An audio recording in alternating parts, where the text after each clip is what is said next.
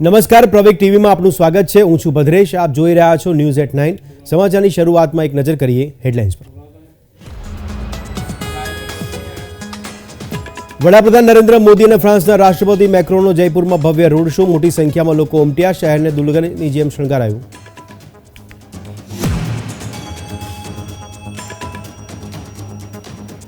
ફ્રાન્સના રાષ્ટ્રપતિનું જયપુરના જંતર મંતર ખાતે પીએમ મોદીએ સ્વાગત કર્યું। રામબાગ પેલેસ હોટલમાં સત્તાવાર બેઠક યોજાઈ।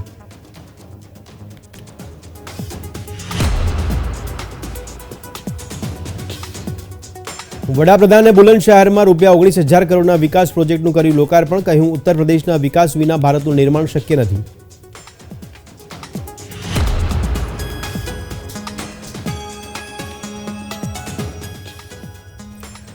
લોકસભા ચૂંટણી પહેલા ભાજપનું નવ મતદાતા સંમેલન યોજાયું। પીએમ નરેન્દ્ર મોદીએ વર્ચ્યુઅલી નમો નવ મતદાતા યુવા સંમેલનને સંબોધન કર્યું। નડિયાદના સુપ્રસિદ્ધ સંતરામ મંદિરમાં બોર પૂનમની ધામધૂમથી ઉજવણી। પોષી પૂનમે અંદાજિત 15 ટન બોર ઉછાળવામાં આવ્યા।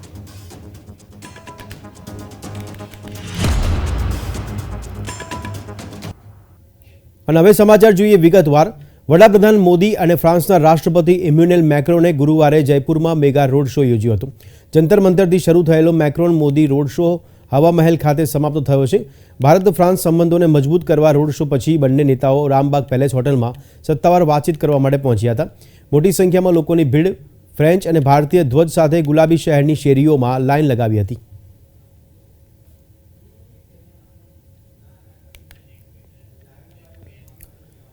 તો વડાપ્રધાન નરેન્દ્ર મોદી જયપુર પહોંચ્યા હતા। વડાપ્રધાન મોદીએ જંતર મંતર ખાતે ફ્રાન્સના રાષ્ટ્રપતિ મેક્રોન સાથે મુલાકાત કરી હતી। અહીં પીએમ મોદીએ ફ્રાન્સના રાષ્ટ્રપતિને ઉષ્માભેર ભેટીને સ્વાગત કર્યું હતું। અહીંથી બંને મહાનુભાવોએ જયપુરમાં ભવ્ય રોડ શો યોજ્યો હતો। પીએમ મોદીના રોડ શોને નિહાળવા મોટી સંખ્યામાં લોકો ઉમટી પડ્યા હતા।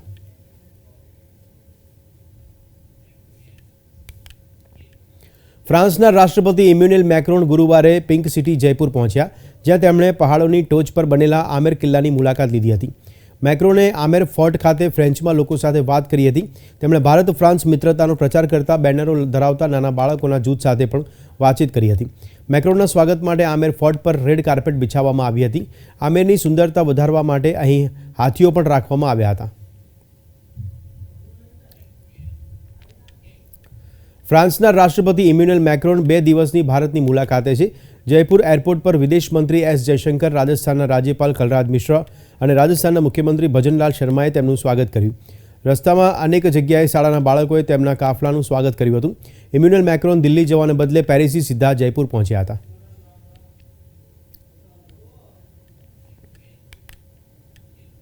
ફ્રાન્સના રાષ્ટ્રપતિ ઇમ્યુનેલ મેક્રોને જયપુરમાં પહોંચ્યા બાદ આમેર કિલ્લાની મુલાકાત લીધી। તેઓ દિલ્હીમાં ગણતંત્ર દિવસની ઉજવણીમાં મુખ્ય અતિથિ હશે।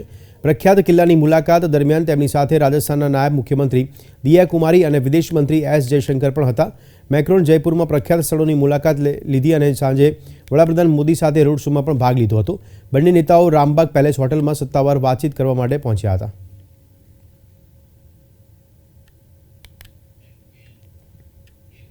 વડાપ્રધાન નરેન્દ્ર મોદીએ ગુરુવારે ઉત્તર પ્રદેશના બુલંદશહર જિલ્લામાં ₹19,000 કરોડથી વધુના વિકાસ પ્રોજેક્ટનું લોકાર્પણ કર્યું।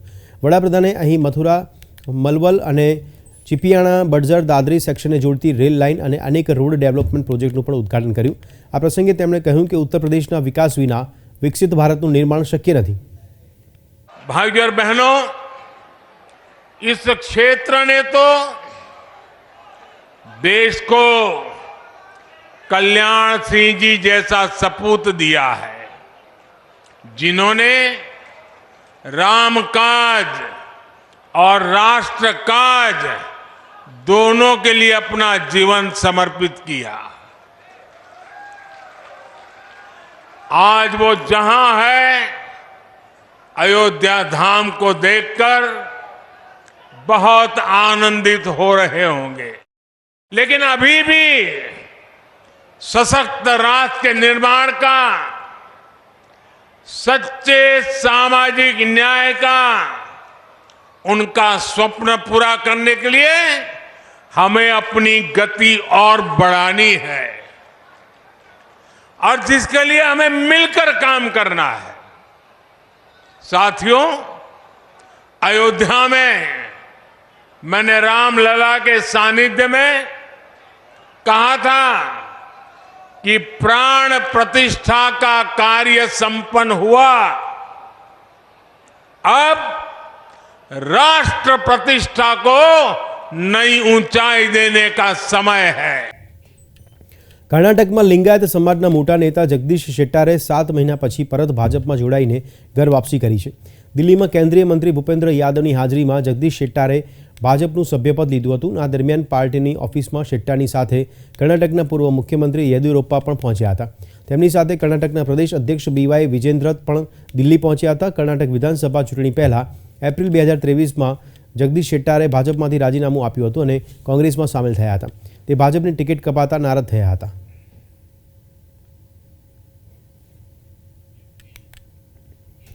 રાહુલ ગાંધીની ભારત જોડો યાત્રાએ પશ્ચિમ બંગાળમાં પ્રવેશતા જ વિરોધનો સામનો કરવો પડ્યો છે. યાત્રાએ બંગાળમાં પ્રવેશ કર્યા બાદ કૂચ બિહારમાં તૃણમૂલ કોંગ્રેસ પાર્ટીના કાર્યકર્તાઓએ કોંગ્રેસના રાજ્ય પ્રમુખ અધીર રંજન ચૌધરી સામે પોસ્ટર બતાવીને વિરોધ કર્યો હતો. આસામના મુખ્યપ્રધાન હેમંત બિસ્વા શર્માએ દાવો કર્યો કે આસામમાં રાહુલ ગાંધી દ્વારા યાત્રા દરમિયાન આવરી લેવાયેલા તમામ મત વિસ્તારો પર ભાજપની જીત થશે. તેમણે કહ્યું કે રામ મંદિર અભિષેક સમારોહ દરમિયાન આસામમાં યાત્રાનું આયોજન સાંપ્રદાયિક તણાવ पैदा કરવાનું રાજકીય કાવતરું હતું.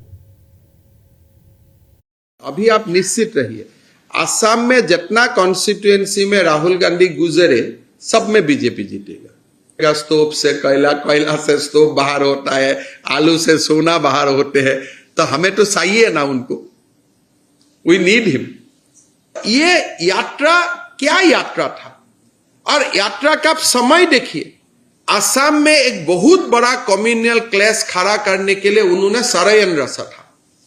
गुवाहाटी में तो उनका एक झलक हमें देखने के लिए मिला, लेकिन उनका बहुत बड़ा कॉन्स्पिरेसी था कि राम मंदिर का प्राण प्रतिष्ठा का समय में आसाम से गुजरे और आसाम में बहुत बड़ा क्लैश हो जाए. ગુજરાતના રાજકારણમાં પક્ષ પલટાની મોસમ શરૂ થઈ છે, જેમાં આજે વધુ એક એમએલએ રાજીનામું આપ્યું છે. વાઘોડિયાના અપક્ષ ધારાસભ્ય ધર્મેન્દ્રસિંહ વાઘેલાએ રાજીનામું આપ્યું છે. તેમણે વિધાનસભાના અધ્યક્ષ શંકર ચૌધરીને રાજીનામું આપ્યું હતું. હવે તેઓ ભારતીય જનતા પાર્ટીમાં જોડાશે. તેમણે રાજીનામું આપતા જણાવ્યું હતું કે મારા વિસ્તારના લોકોની લાગણીને માન આપીને રાજીનામું આપ્યું છે. આપણે જણાવીએ કે ધર્મેન્દ્રસિંહ વાઘેલા વડોદરાની વાઘોડિયા બેઠકના અપક્ષ ધારાસભ્ય છે. તેઓ વર્ષ 2022માં અપક્ષમાંથી વિધાનસભા ચૂંટણી જીત્યા છે.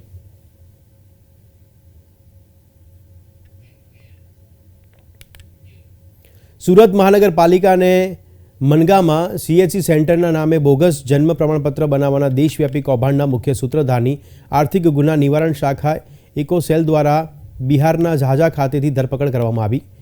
આરોપી પાસેથી પોલીસે એક લેપટોપ, 2 મોબાઈલ, 13 જેટલા ક્રેડિટ કાર્ડ અને ડેબિટ કાર્ડ, એક બાયોમેટ્રિક મશીન, પ્રિન્ટર મશીન, જીપેના સ્કેનર, જન્મ પ્રમાણપત્રનું બ્લેન્ક પેપર સહિત પાસબુક કબજે કરી રિમાન્ડ મેળવવાની તજવીજ હાથ ધરી છે. આરોપીની પ્રાથમિક પૂછપરછમાં અન્ય 10 જેટલી વેબસાઇટો દ્વારા 80,000થી વધુ બોગસ જન્મ પ્રમાણપત્ર બનાવ્યા હોવાની ચોંકાવનારી બાબત સામે આવી હતી. ખૂબ જ નજીવી દરે આરોપી દ્વારા હમણાં સુધી અલગ અલગ વેબસાઇટના માધ્યમ દ્વારા 4,000 આધાર કાર્ડ, 1,500 પાન કાર્ડ, 800 ચૂંટણી કાર્ડ અને 2,000 જેટલા મરણના દાખલા પણ બનાવ્યા હતા. સિન્ટુ યાદવ, રહેવાસી ઝાઝા, જમુઈ, બિહાર નામના માણસ એની પાછળ હોવાનું જાણવા મળેલ, જે આ વેબસાઇટો ઓપરેટ કરતા હતા અને 10 રૂપિયામાં ભારતના અલગ અલગ રાજ્યના બનાવટી જન્મ પ્રમાણપત્ર આ ઉપલબ્ધ કરાવતા હતા. રાજ્યપાલ આચાર્ય દેવવ્રતે રાજભવન પરિસરમાં ચૂંટણીઓમાં મતાધિકારનો ઉપયોગ કરવાના શપથ લેવડાવ્યા હતા.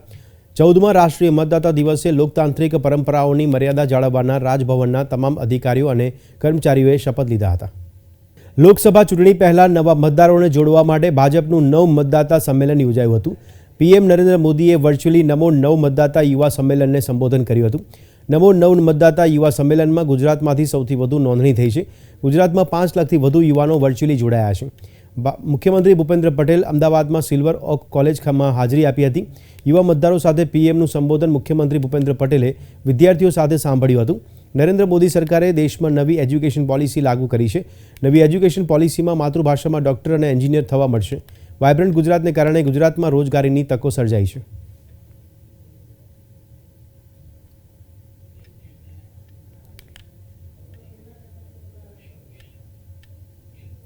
25મી જાન્યુઆરીએ રાષ્ટ્રીય મતદાતા દિવસ તરીકે ઉજવવામાં આવે છે. સરકાર દ્વારા યુવા મતદારોને મતદાન વિશે જાગૃત કરવા વિવિધ કાર્યક્રમો કરવામાં આવતા હોય છે. ત્યારે હવે યુવા મતદારો પણ પોતાનો મતાધિકારનો ઉપયોગ કરવા માટે અપીલ કરી રહ્યા છે. ખાસ કરીને તાપી જિલ્લો કે જે આદિવાસી અંતરિયાળ વિસ્તાર છે ત્યાં પણ યુવા વર્ગ મતદાનને લઈને વધુ જાગૃત બન્યો છે.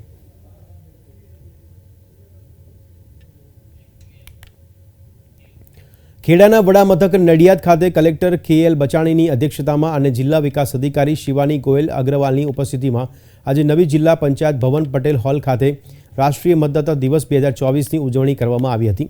આ પ્રસંગે કલેક્ટર KL બચાણીએ રાષ્ટ્રીય મતદાતા દિવસ 2024ની શુભકામનાઓ પાઠવી પ્રથમ વખત મતદાન કરતા વોટર્સને મતદાનની અગત્યતા સમજાવી ચૂંટણી વિશે માહિતગાર કરવામાં આવ્યા હતા.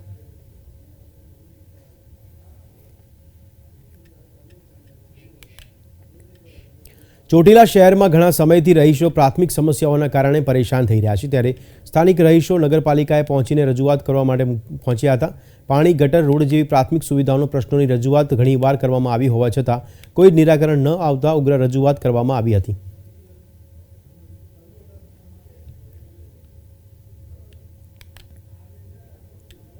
સુપરાના આજે 20 થી 25 માણસો ભૂગર્ભ ગટર કનેક્શન આપવા માટેની રજૂઆત અમને મળી છે. અને એમનો પ્રશ્ન એવો છે ગટર નાખી દીધેલી છે પણ કનેક્શન આપ્યું નથી. એટલે આજ રોજ અમે એન્જિનિયરને મોકલીને ભૂગર્ભ ગટરની તપાસ કરાવશું અને જો કનેક્શન આપવાનું બાકી છે તો અમે આજ રોજ એ કનેક્શનનું કામ પૂરું કરી આપશું.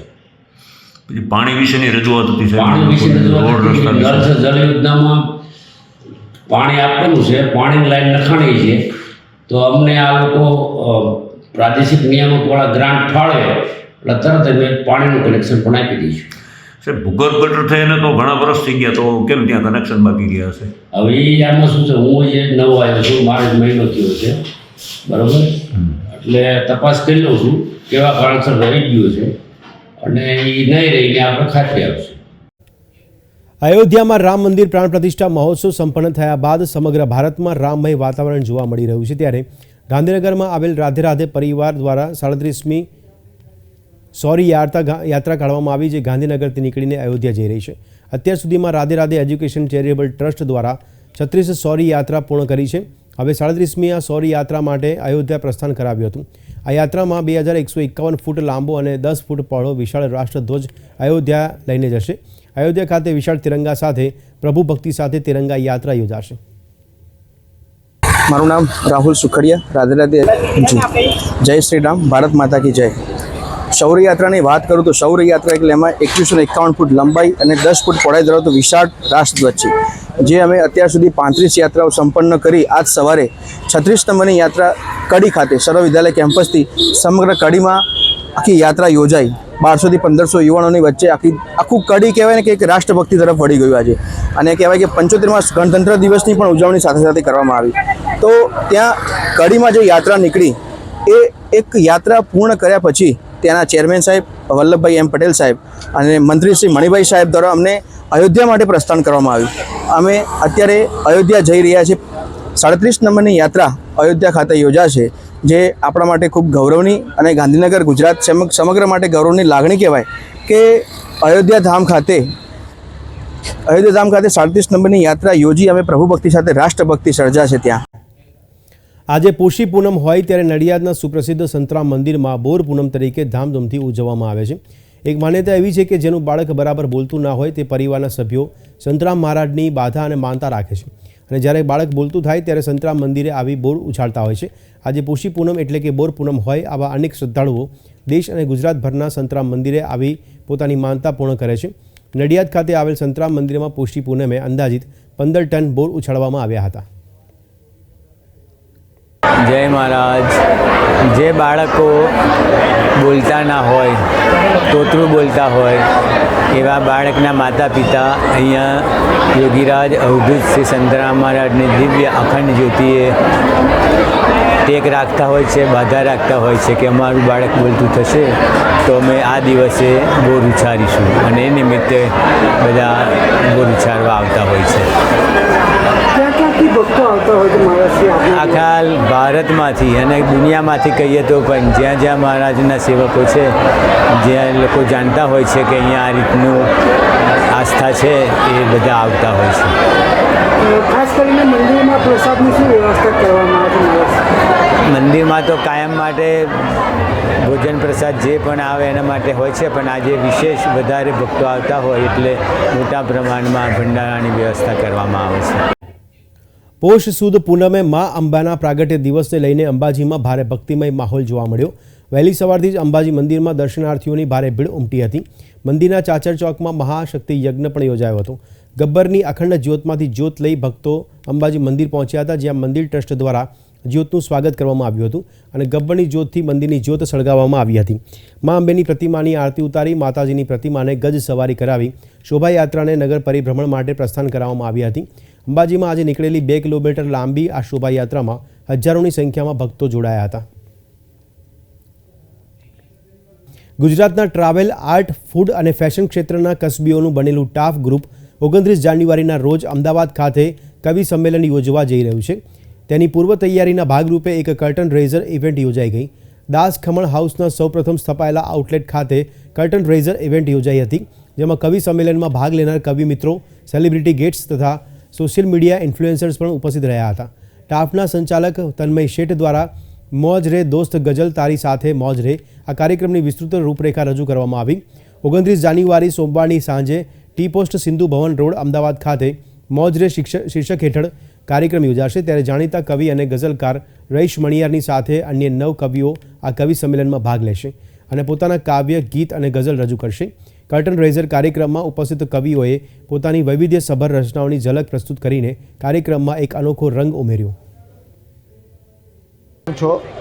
ટાફ અને ટીપો સાથે મળીને ઉજવી રહ્યા છે. ગુજરાતી સાહિત્ય, ગુજરાતી ભાષા, ગુજરાતી કવિતાને જીવંત રાખવાનો એક જાજરમાન જલસો મોજ રે. તારીખ 29મી જાન્યુઆરીના રોજ રાત્રે 9 વાગે સિંધુ ભવન ટી પોસ્ટ ખાતે ચેતન દૈયા કલાકાર તરીકે હું મજા માણવા માટે જવાનો છું. તમે પણ આવજો. વેગડા, ટાફ અને ટી પોસ્ટ ભેગા મળીને એક અદ્ભુત કાર્યક્રમ કરી રહ્યા છે મોજ રે. કાવ્ય, ગઝલ, કવિતા અને અદ્ભુત મુશાયરો જે 29 તારીખે ટી પોસ્ટમાં થવા જઈ રહ્યો છે. હું જવાનો છું, આપ પણ આવો. અમે તમારી રાહ જોશું, સાથે કરીશું મોજ રે. હું રીમા શાહ, ઇવેન્ટ ક્યુરેટર, ટાફની મેમ્બર છું. અમારા એડમિન છે મોનાલીબેન છે, રેશમાબેન છે.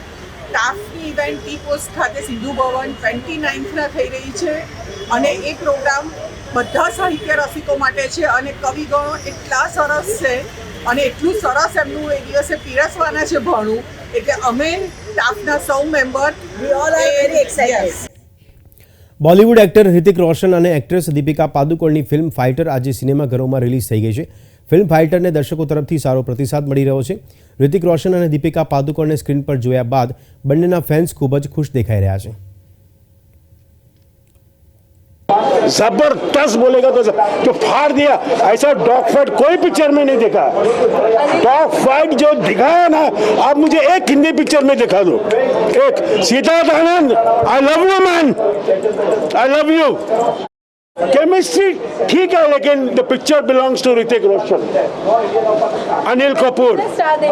5 out of 5. मैंने आपको बोल दिया ना, मैं 5 बार देख रहा हूँ. कल आओगे तो मैं कल आप भी आपको मिलूंगा. बहुत अच्छी लगी. आई थिंक सिद्धार्थ आनंद की हैट्रिक हो गई आफ्टर वॉर एंड पठान. और वॉर मूवी लोगों को बहुत पसंद आई थी. टाइगर श्रॉफ और ऋतिक रोशन थे उसमें, और ये मूवी में दीपिका पादुकोण एक बार फिर से आ गई. आज ही के दिन पठान मूवी रिलीज़ हुई थी पिछले साल, और 2019 में वॉर, 2023 में पठान और अभी 2024 में ये मूवी आई है. बनाई गई है, देश के ऊपर है, सबको गर्व करना चाहिए. और जो फाइटर के हिसाब से जो आसमान में लड़ते हैं हमारे देश के जो मतलब फाइटर लोग हैं, कितनी मतलब जाने गंवाने के बाद भी इतना इमोशनल में, इतना मतलब टेंशन में लड़ते हैं, उसके बारे में बताई गई है. ये बहुत अच्छी है, मेरे को काफ़ी पसंद आई. मैं बोलूँ तो जितने भी सिद्धार्थ आनंद की पिछली फिल्में हैं जैसे बैंग बैंग, वॉर, और उसके बाद पठान। मैं बोलूँ तो यार ये मूवी देखने के बाद ना सारी फिल्में भूल चुका हूँ मैं। सिद्धार्थ आनंद का बेस्ट डायरेक्शन मूवी कि दुनिया में मिल जाएंगे आशिक कहीं, वतन से अच्छा कोई सनम नहीं होता, हीरे जवाहरात में तो मरते हैं सभी पर तिरंगे से अच्छा कोई कफन नहीं होता। तो इस शायरी से ही आप समझ गए होंगे कि मूवी मुझे कितनी अच्छी लगी, कितना मूवी ने मुझे इनकरेज किया, कितना मूवी मुझे मतलब पसंद आई है। मूवी मुझे बहुत अच्छी लगी है, बस बहुत बहुत बहुत मज़ा आ गया मूवी में। दीपिका को मुझे लगता है ना, दीपिका पादुकोण को आदत पड़ गई है मतलब सुपर हिट देने की, और ख़ास करके सिद्धार्थ आनंद की मूवी में 2023 के अंदर जहाँ से पठान से उन्होंने शुरुआत की, अब 2024 में आके वापस सिद्धार्थ आनंद के डायरेक्शन में उन्होंने काम किया। और केमिस्ट्री की मैं अगर बात करूँ ना, केमिस्ट्री काफ़ी अच्छी है। आप इसके अंदर मर्डर मत ढूंढने जाओ कि कुछ केमिस्ट्री वो मिलेगी। ये टोटल देशभक्ति की फिल्म है और सिद्धार्थ आनंद ने इसके साथ बिल्कुल भी छेड़छाड़ नहीं की है। उसी तरह का म्यूज़िक है। अगर एक आइटम सॉन्ग को हम हटा दें, बॉर्डर मूवी आई थी 90s के दौर में रमेश सिप्पी की, जिस तरह से वो मूवी थी उसी तरह की ये मूवी मुझे लगी। बचपन से हम वो टीवी पे मूवी देखते हैं, तो मुझे लगता है कि आने वाले सालों में लोग इस मूवी को देखकर इम्प्रेस होने वाले हैं। તો આ હતા અત્યાર સુધીના સમાચાર. વધુ સમાચાર સાથે ફરી મળીશું. ત્યાં સુધી આપ જોતા રહો પ્રવેગ ટીવી. નમસ્કાર.